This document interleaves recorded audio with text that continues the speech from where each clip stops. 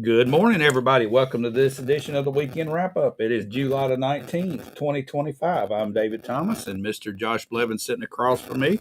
We're going to dive into a few things that happened this week, and one thing in particular, the fair is winding down. Josh? Yeah, I've actually heard good things about the fair. I was only there Monday for the opening ceremony, but I heard from a number of people. They felt like Thursday night in particular, where they have the truck pull or tractor pull. They said it was the biggest number they've seen at the fair in a lot of years. So I think it's been luckily for them, they didn't get the big rainouts that we've gotten in recent years. So well, when you're the only show in town, that's a good place to be. Good. Isn't it? Yeah. So yeah, a little hot though, Josh. The couple people I talked to said the key is to wait and go after the sun goes down. Of course. So, go when it's later. Because I was there at 6:00 for opening night, and I was sweating. Yeah, it's pretty rough. 6:00 feels like noontime this time of year. I think the real feel was like 150 or something. Yeah, and speaking of real feel, let's talk about this upcoming week. This next week is going to be our hottest week we've had in like 3 or 4 years. Yeah. Our heat indexes are going to go up to like 110 to 112, I've seen in some reports. So this week's going to be hot. Everybody needs to pay attention to, especially if they're working outside. If you have to work outside, oh gosh, we got to start a prayer list today, Josh. I think this will be the week to take some PTO, take the week off, and stay in the air conditioning. So, well, we need to stop now and hear from our sponsors before we dive in. Got a lot to talk about this morning. Yeah, we're going to hear from our sponsors, Dennis Young Insurance and Leverage Power Washing. We'll be right back. Get the results you want with the personalized service you deserve at Dennis Young Insurance Agency. As a local independent agency, we offer coverage from several different companies, including Erie. So whether it's auto, home, life, personal, or business, we can find the right coverage to meet your unique insurance needs. And with a rate lock advantage, your rates won't go up as long as you do not change drivers, autos, or addresses. Contact us at Dennis Young Insurance Agency, insuring Shelbyville and surrounding areas since 1988.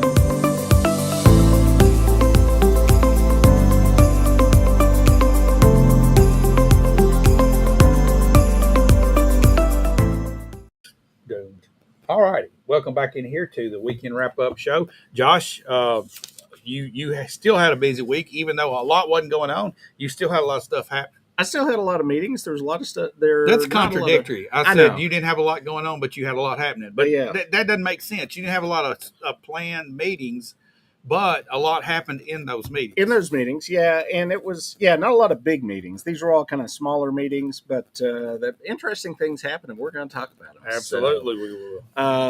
I started the week off Monday morning at the city pre-planning meeting. This is the meeting before the meeting about what is going to happen at the planning commission meeting in August. And we talked about this last week. There were a few things coming up. And the one that we teased last week was going to be controversial.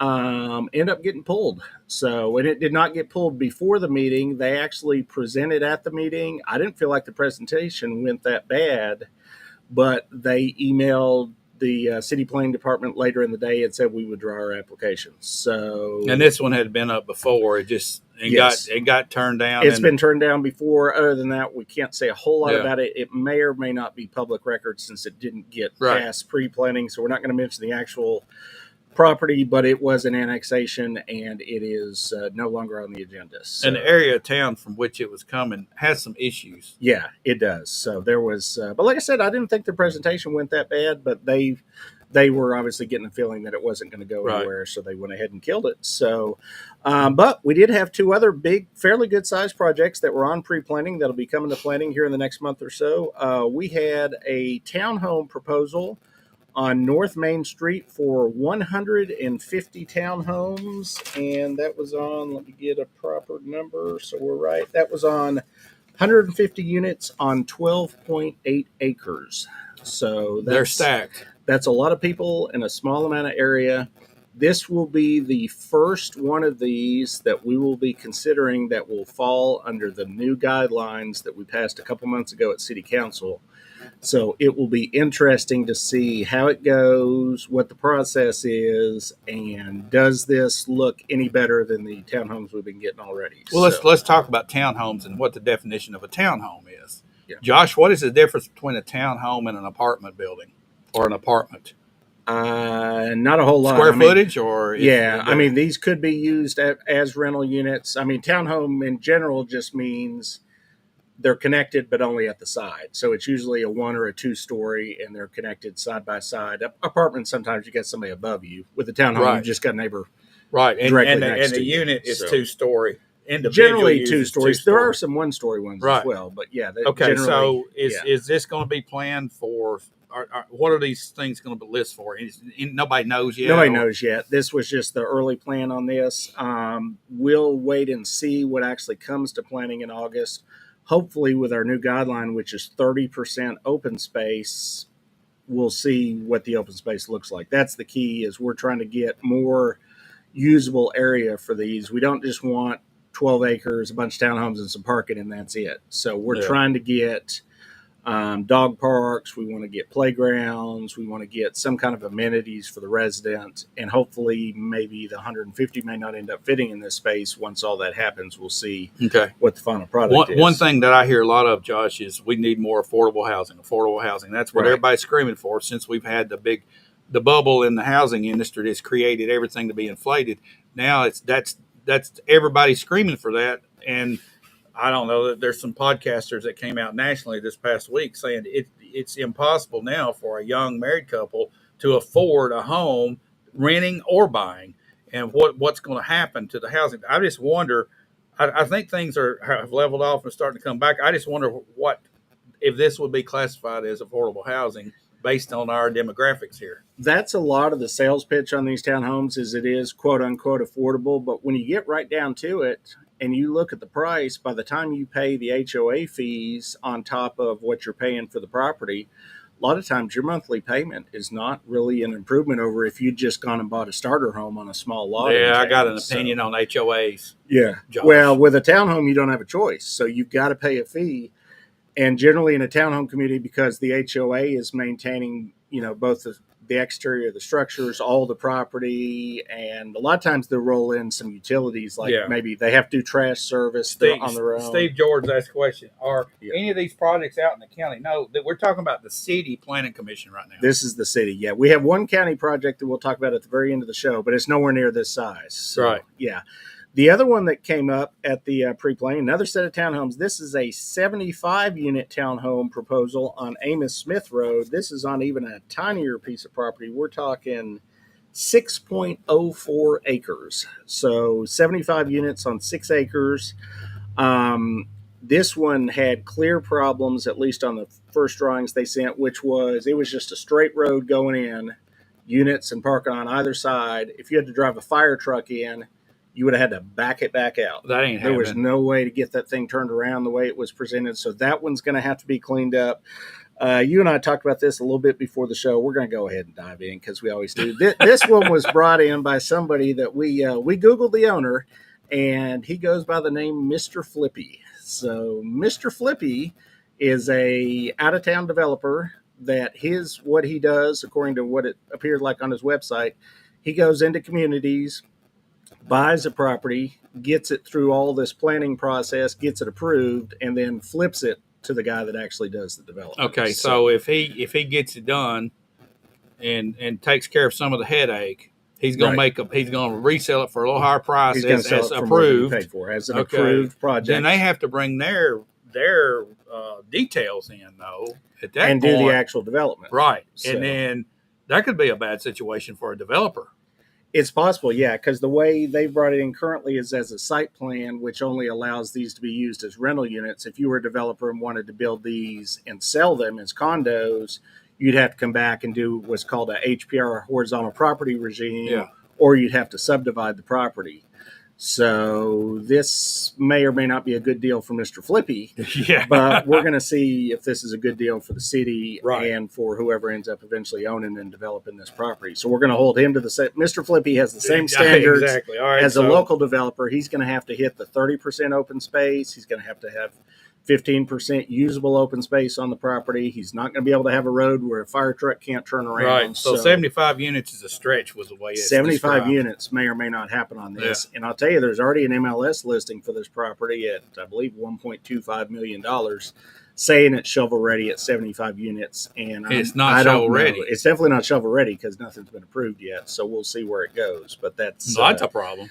yeah, that is. And then the other stuff that was on the agenda was just general smaller lots and smaller, 4 or 5 lot things. These were the two big ones.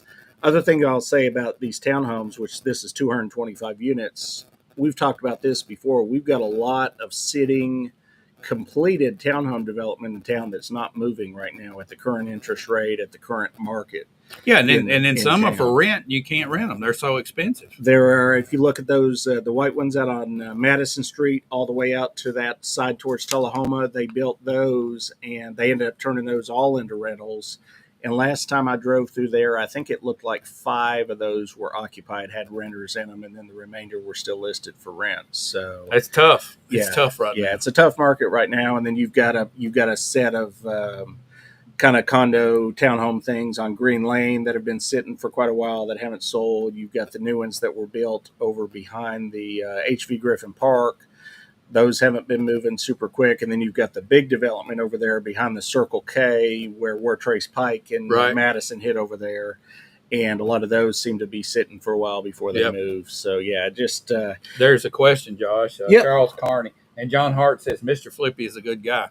All right, Yep. and then you got Charles Carney. What's the plans for the property next to Livingstone's Church on Nashville Dirt Road? Now that's outside of the city limits, I suppose, isn't it, or is it in the city now? No, that is being developed. That's an approved development. I do not know the zoning off the top of my head. I'd have to look, but that is an approved development that has a developer attached to it. They cleared all the trees off it a while back, as I recall. And yeah, that will be developed. I think single family, but don't hold me to that. It might be multifamily, but that development is approved and Right. is able to be developed at any time, depending on how the market goes and when the Yeah, development. it's been a while since it's been approved too, hasn't it? Oh yeah, that one's been approved for quite a while. Yeah. So yeah, that one's moving forward. So, and just to the other note, that Mr. Flippy may be a great guy. We just thought it was a great Yeah. name. I'm not saying anything negative about Yeah. Mr. Flippy. Yeah. I just love the name. So, Monday evening, same day of the week. After I left the opening ceremony for the fair, I rushed over to the Bedford County Republican Party meeting because we're getting into election season. As we talked about last week, our county mayor has announced that he's not running for re-election, which Right. opens the field wide open. So the County Republican Party held a vote and agreed that they are going to hold a primary in May of next year. I don't think that was ever in question, but Right. legally they have to decide if they're going to do it. And in order for those that want to run under the Republican ticket, they are going to have to qualify as a bona fide Republican. So we discussed this in the past during the reorganization. There's some rules to that. The biggest rule is the 4 most recent statewide primaries. Statewide is a key word there because sometimes we have county primaries. Those don't count. The 4 most recent statewide primaries, if you want to run on the Republican ticket, you had to have voted Republican in 3 of those 4 primaries. There's an additional current requirement in the bylaws at the state level that if you want to run as a Republican, you also, in any of those 4 primaries, if you voted as a Democrat, you're also disqualified. Now, the party meets in August to set their new bylaws that will be in place for the upcoming election. They're considering even some harsher restrictions there. They're looking at, there's one proposal that if you ran even as an independent, not even as a Democrat, but as an independent in any election, I think they're looking at going maybe as far back as like 10 elections or 10 years maybe, that they might also disqualify you from running on the Yeah. Republican ticket. So there's a number of things still in play there. The state meets in August. They'll make the final decision on what the bylaws will be for this primary coming up in May. As soon as those are handed down to the county will then know. And then none of this really starts to take effect until the first paperwork can't be pulled until nearly Christmas. I think it's like December 22nd is day Okay. one. So it's right at the end of the year where they can start pulling paperwork. So all those rules will be in place before then, so people know if they can run Yeah. Republican, if they can run independent, and then the Democratic Party will have their own set of rules. I would imagine those will be similar to the Republican Party You know, rules. I'm not just randomly making. There's a little bug. I've seen a gnat little. that's I've just seen a little flying bug in flying our around my face head. here. Yes, absolutely. So yeah. speaking of pulling papers and getting applied, we've already got 2 candidates have announced. One happened at this meeting too. Yes, at this meeting, and I do not know the gentleman, but he announced publicly at the meeting, so we'll go ahead and announce it here. And Adam Vanderkin, who lives in Unionville, announced at the Republican Party meeting that he will be running for county mayor. So we'll see what comes of that. I don't know him from other meetings. That doesn't mean he hasn't been at them, and I just haven't met him yet. So, and I would expect if he's planning on running for county mayor, he'll start showing up at a lot of meetings. So we'll hopefully get a chance to talk to him, and if he does move forward with running, hopefully you'll get a chance to interview him. I'd like to interview everybody. Everybody Yeah. that runs is welcome. And I'm going to go ahead and say this today, Josh. Yeah. We'll do a Meet the Candidates show that asks 5 questions. All 5 questions will be asked to all the candidates that would like to just sit down. So it's an opportunity for any candidate running for any office in the county election or city elections, whatever's going on. The mic is theirs. I'll ask those questions and let them tell their story. Right. So that's an open invitation. Always for open everybody. to anybody. Yeah. And then the other candidate who we'd already talked about last week is John Sweeney Right. has announced for sheriff. There's obviously in the sheriff's race, we know at least, I mean, without making his announcement for him, we know that Nakia is probably going Right, to run. Nakia right. Elliott. On the mayor's side of things, we don't even know, but that's Right. wide open. There could Yeah. be 3 people put their hat in the ring. There could be 10 people. Who at this knows? rate. I've heard so many different names. Oh, I have we don't too. know until Yeah, they yeah. start announcing. So, and all of them, as David just said, are welcome to come on, and David will do an interview with them, and he'll even give them the 5 questions ahead of time. The if they 5 wanna questions know. They're ahead of not that time. Here's the complicated. paper. It's pretty easy. Yeah, they're not, it's not that complicated. It's Josh. It's honestly the easiest softball game in the history. It's t-ball. Right. I set the ball up there and they get to smack it. They get to talk, That's it. give their stump speech, Right, whatever it may right. be. So, with the Republican Party, now that we're in the primary season, I'll probably continue going to these, and they're going to continue meeting on the second Monday of every month. They've moved their meetings from the Microtel over to the what did you call this? Is this the Masons This is the Lodge? Masons Benevolence. Benevolent Lodge Mhm. at 887 Colorado Boulevard. They actually held a vote kind of at the meeting of where we wanted to meet, and they decided there was less of a pot smell at the Masons Lodge than there was at the Microtel. Oh, really? So yeah, apparently they felt like there's a little bit of a pot odor at the Microtel, so we moved it. Dirty So- pots, or are you talking about grass? I'm thinking maybe the pot. stuff you smoke. Oh, my Yeah, goodness. So I'm just. It was a public meeting. It was mentioned. I'm just saying. All right. Okay. So, they are also holding a fundraiser. Reagan Day dinner will be held September 25th at the Bell Buckle Banquet Hall. $55 a ticket. I'm sure there'll be posts online at some point promoting that. So, All right. Tuesday evening went to the one what I would call the bigger meeting of the week. This was the county committee meetings. At the Rules and Legislative meeting, kind of right off the bat, we found out that our friendly local slaughterhouse on 41A has been shut down since last Yeah. month. So the state was working on this at the time of our interview. The state come to was find out, working when we in the were talking. background. Yeah, just as the wheels of justice took a little while to spin. But from what our chief deputy said at the meeting, it is his understanding that everything had been removed. He did drive by. He didn't see any animals. Now there's a barn there. They could have been hiding some in the barn, but there had been a bunch of animals out in the field and around the building, and all that was gone. So hopefully that one is shut down and done. And if not, the neighbors will certainly let somebody know, because they were on it. And kudos to them for getting that done. So the big item at the meeting, this is why this meeting went over an hour long, there was a discussion on an animal control resolution. This was brought by our friend Anita Epperson, and she was asking the county to set up a resolution which would mirror, I believe it's Blount County has this same basic law on the books, Right. which is if animal control were to catch an animal out running at large, not come onto your property and take your Right, dog. But right. if there was a dog running at large, Picked up. picked up because it was run down the street and the owner wasn't readily visible at the site, and they took him back to animal control, in order for you to be able to reclaim your dog, the dog would have to be spayed or neutered. Or you have proof that the dog had already been had spayed. been. Well, I think animal control maybe can. They can look out. that up. So, yeah, well, yeah, they're they know experts these at that things. They're stuff. experts Yeah, at that. But or there was a fine involved. So if you refused to have your dog spayed or neutered, there was a fine involved.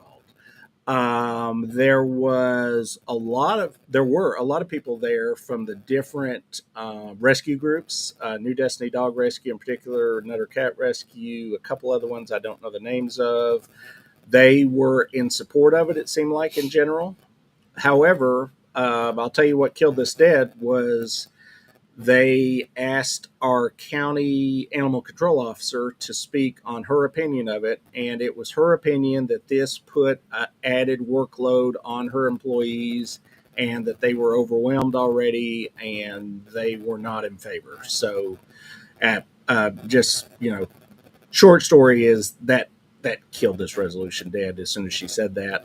What they did agree to do is they're going to come back next month and form some kind of a task force, committee, working group, whatever name you want to attach to it, put all these people together, have some meetings, and see if they can get some kind of a different recommendation to bring to the county to try to help. Prediction.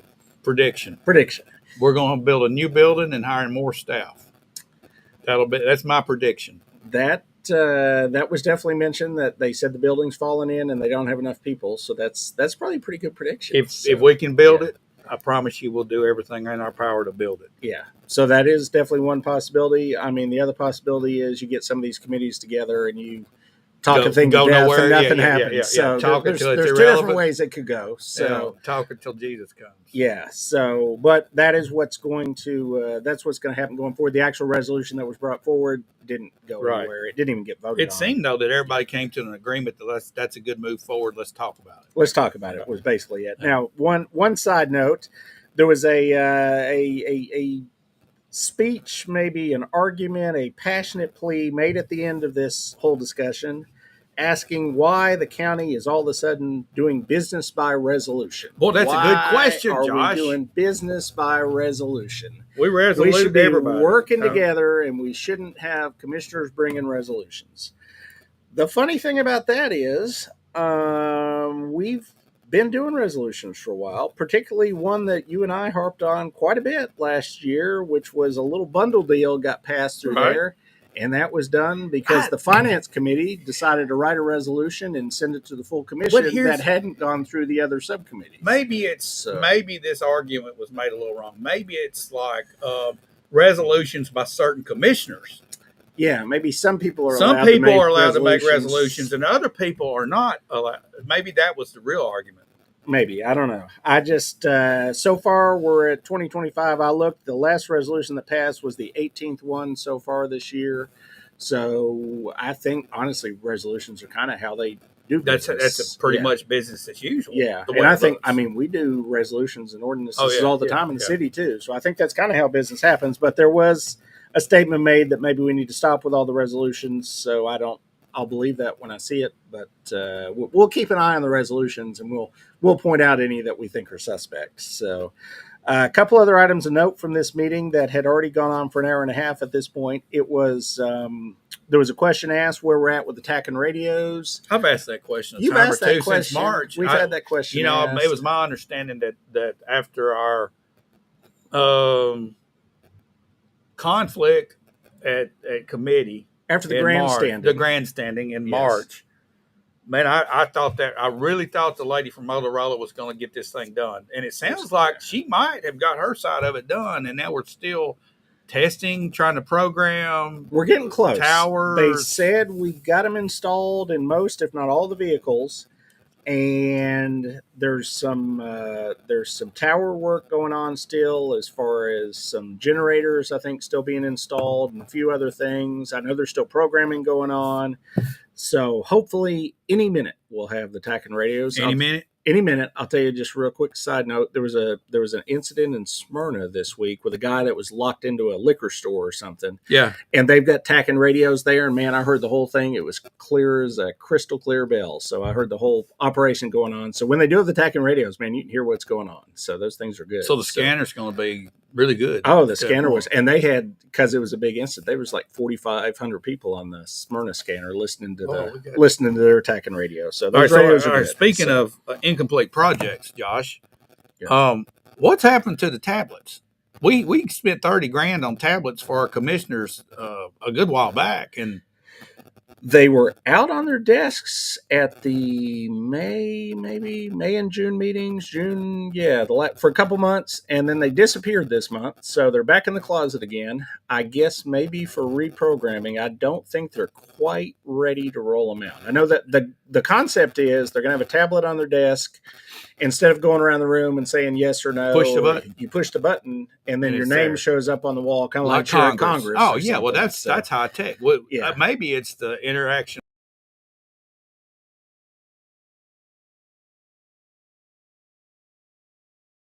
Have good Wi-Fi in the historic. Okay, although I'm always on Verizon when I'm in there. I don't have any problems with the internet while I'm out there. So I think it's pretty good. And then the other thing we're kind of looking for, and we were told this will be back next month, was the second month we didn't get a drug task force report. And I'm going to go ahead and guess we still have had drug activity. So No, Josh, there was no drug activity for the past 2 months in Bedford County. We don't have a drug problem here. Yeah, so we'll be looking for that report. No next drugs, month. no drugs exchanging hands in Bedford County, Didn't except happen. at the drugstores. That's all. Okay. And then one report we did get, which was we got the year-end report on the juvenile facility. And over the past 12 months, we are averaging 2.5. I don't know where that half kid comes from, but 2.5 juveniles per night at the current facility. So we will have the new fancier facility, should be close to starting construction any day now up by the jail. So Your tax money at work, people. it will be when it's We're built, taking care of those 2.5 kids per night. Is the half one, is that just like a little kid maybe? No. No. I think it has something to do with the averages, Josh. I I'm think not it's sure, math. but It's a math if not, thing. I would Yeah. like to come check that out. You want to see the half one? So yeah, 2.5 kids a night. It was the average over the past 12 months. Thursday morning, meeting I go to that I can tell you not a whole lot of people attend. This is the Railroad Authority meeting. We meet every couple months. And our railroad here, which is the Walking Horse Railroad, which stretches all the way from Wartrace into town here, not a very long railroad, called a short line railway. We're about to run out of funding. We agreed to send a letter to the state requesting $20 million a year in funding, not just for this railroad here, but for all the short line railroads in the state of Tennessee. What happened was there was some funding that was supposed to be put in place from the fuel tax. It's been tied up in lawsuits for a ridiculous number of years, 5-10 years. I mean, it's been going on forever. So the last bit of funding that we have gotten for our railroad here locally is about to dry up. We're about to use our final $356,000 in the fiscal year 26 budget to do some track rehab. And after that, we will have no money left. And the railroad doesn't generate enough revenue to maintain the railroad. So without state funding, it will go away. Yeah, all right. eventually. I'm gonna open up a can of worms here, Josh. Yeah. I kind of have a theory as to why this is happening. I'm going to say probably all small, short run lines like this across the state of Tennessee, and probably the whole southeastern United States are going to be facing the same issue. That's because they're competing with somebody else. And you know who that is?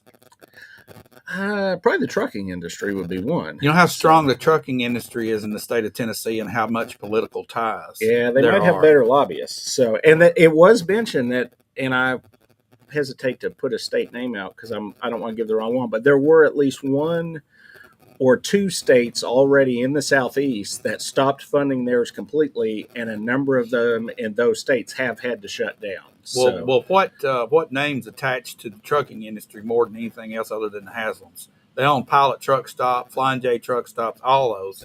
That's their business, and they have strong political ties.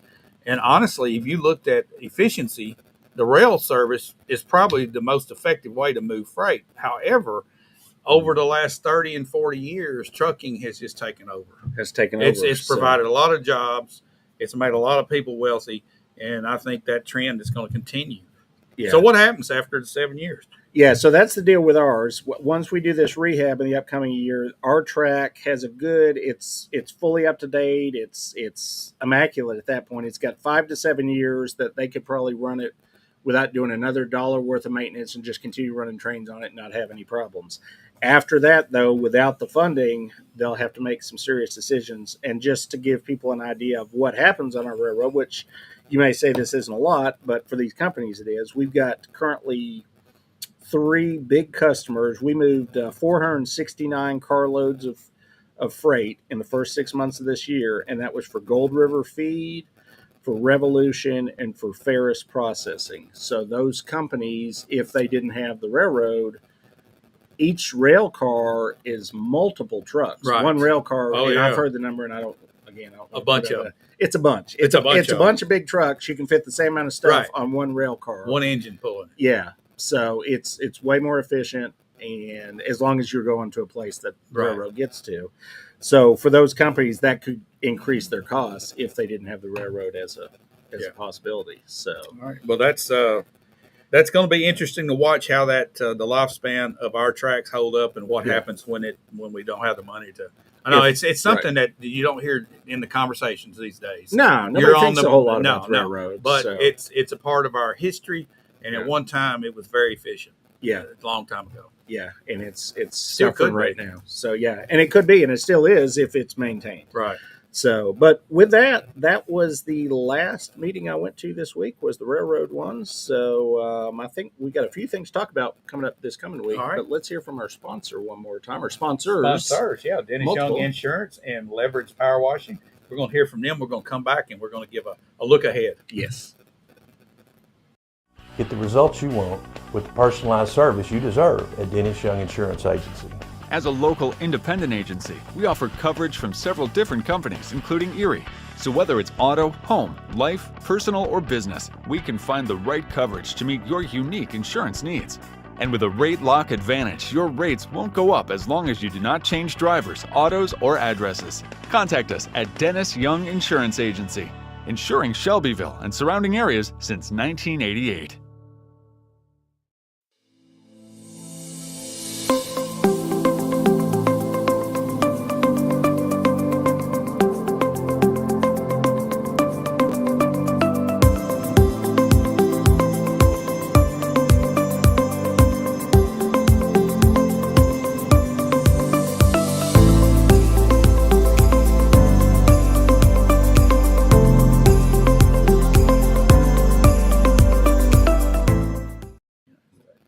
All righty, welcome back in here to the weekend wrap-up show. We're about to wrap up, Josh, and I know you're anxious to see what's coming ahead, everybody, and Josh has got the lineup. So what do we got? Yeah, actually not a crazy week, but Tuesday evening, 4:15 at the Dover Street Business Complex, the County Finance Committee meets and discusses county business for the upcoming month. All right, Josh, that's a good time to ask everybody out there that's watching. And this is the middle of the year, and we just got a budget passed. We Are did. you happy with the way your tax dollars being spent in Bedford County? Just a yes or no question. If you would like to type it in on chat, just a little quick poll. All right, go ahead, Josh. All right. Same evening, 7 o'clock at the historic courthouse. We have the County Planning Commission. There is one item on the agenda. It's been deferred a couple months. Hopefully it does get heard this month. This is a 40-lot subdivision on Burns Road. I think it's a 62-acre parcel. They're going to put 40 homes in there. And because of the size for a county subdivision, this is, a decent number of houses. They're going to require them to put in an HOA, which we don't have a whole lot of HOAs out in the county. So, Right. And the reason for that is with this many houses, they're going to need some stormwater facilities, some detention ponds. I know you love those detention ponds when you drive around the neighborhoods here in town. So in order to maintain all of that, and they got to get a mail kiosk, this whole deal where you can't have a mailbox at your own house anymore. Not a fan, but that's the Josh, rules. when I hear Yeah. retention ponds, you know what I think of? Drainage problems. That's what I think of. They're supposed And to I solve also the think of problems. something that happened in Christiana, in my son's neighborhood. Yeah, I do remember that. This So, this child was sucked into a drainage Yeah. and died. Yeah. And So- it's with design is one thing. It's a safety issue for these neighborhoods that have children, small children. It is. And that's when I hear retention ponds, that's the first thing that comes to my mind. Yeah. When Well, a child. yeah. And that was a sad story. And this neighborhood will have them though. So 60 plus acres, 40 homes, obviously 1 acre plus lots because it is in the county. That's the requirement there. And there's going to be some work have to be done on Burns Road. And does that run out to, what road does that run out to? Midland or something over there? Whatever the main Yeah, road it runs I out believe to. it is. Yeah. They're going to do a little bit of work there. And but that will be at county planning Tuesday evening, unless it gets deferred again. It has been twice, hopefully not this time. And then Thursday evening, we have the city planning commission, and we are going to be looking mainly at the new MTSU facility location, the site plan for that, making sure that meets all the city standards. And then also there is a piece of property on McDale Lane that was approved way back 3, 4, 5 years ago. The owner didn't get construction started in time. He's asking for an extension on his vested rights. I don't know how that's going to go. He did this a couple of months ago on some early phases of this, and we ended up splitting. We had phase 1 got denied, phase 2 got approved. Well, didn't some of the things change in planning? They did. Some of the rules have changed since it was So approved. Yeah. he's wanting to be grandfathered. He's want to be Sounds like. grandfathered in under the old Old rules. rules, yeah. So we'll see how that goes. And then other than that, there was nothing really crazy on the city one. We've been kind of slow in planning. We've talked about that. That will pick up a little more at the August one based on what I saw at pre-planning this month. So things are starting to move a little bit more. Yeah.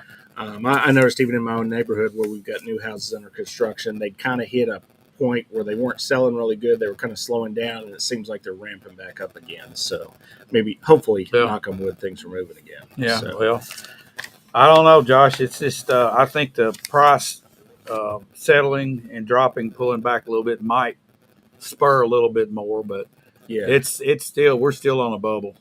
we are, and interest rates still are where people are not comfortable, making those. And I mean, interest rate makes your payment so high that I don't know how people afford the ones that they're buying. Yeah, and I think back 30, 40 years ago, interest rates 7, 8, 9, 10% So, right. on a mortgage, and now we're tore up over 5%. Yeah, but what did the house cost back then? Oh, a Is the lot less difference. money. Yeah, a lot less Lot money. less. So yeah, these starter houses in my neighborhood are, $350 pretty much. Oh, is yeah. a starter house. Starter house. It's Starter, not, that used to be yeah. a mansion. Right, and we're talking 5,000 square foot lot. I mean, no grass. Yeah. Not a huge house, 2,000 square feet. So They're overpriced yeah, compared to everything else. That has been our biggest, and that's not those are not figured in inflation rates. Okay, right. if you took the price of homes and figured them in, which is one of your largest expenditures, the largest expenditure on a household budget, Yeah. it's gone up more than anything else. And you can talk about a 5 or 6 or 7% inflation rate. Calculate that inflation rate On compared, their homes, yeah, yeah. in the last 10 years, what it's done. Yeah. Well, just short term, our house, when we bought it here, we bought it in 2021. Our house payment back then was, I think it's like $1,400 a month. The exact same house in the exact same neighborhood now, $2,400, $2,500, $2,600 a month. So people's income hasn't gone up that much since Yeah. 2021. Well, I'll tell you one other thing too, and this we could open a topic up here. We're not going to. I'm going to stop after this, but the cost of home ownership once you have your home upkeep, home maintenance, home repairs have gone up equally as Yeah. high or higher in some Right. cases, Yeah. and it's hard to find somebody to come fix gutters. I mean, we have people here in town, but they're booked. Yeah. But just random, ordinary, routine repairs and maybe you need. Of course, we've got a gentleman that's a sponsor of the show that can come and power wash and Yep. clean things up. But painting and maintenance and roofing, all those things have gone through the roof. No pun intended. Yeah. And Yeah. that's tough on people that have a home that's paid for. Right. Yeah. So older folks have to deal with that. Yeah. I know. Yeah. I'm talking about it. Yeah. You wouldn't know about older folks. No, not really. No. But Josh, I guess that's all we've got to do today. That's all we isn't it? got. If you're sitting at home with nothing to do, today is the last day of the fair. You could go out to the fair. They got the car show is going for another almost 4 hours still. I think the car show goes till 2:00. The rides open at 3. I think the whole thing's open until sometime this evening when it shuts down. So this might be a good day to get out and see the fair. So Last chance. last chance. Yeah, till next year. Yep. Thanks everybody for watching. We'll be back again next week. And also, just one plug: our sports show starts back up next week, which we'll be talking about it. But Weld School has shut down their football Shut down program. football. I saw that. That's something we'll be talking about. And also, President Trump signed a bill about the new regulations nationwide on the NIL for college athletes. Mhm. He signed a bill on that. So we're going to talk a lot about that on that show. And then right after, we'll be back with the weekend wrap up at 10 o'clock. We will. Same place, same time, same channel. Come on back and see us. See you next week.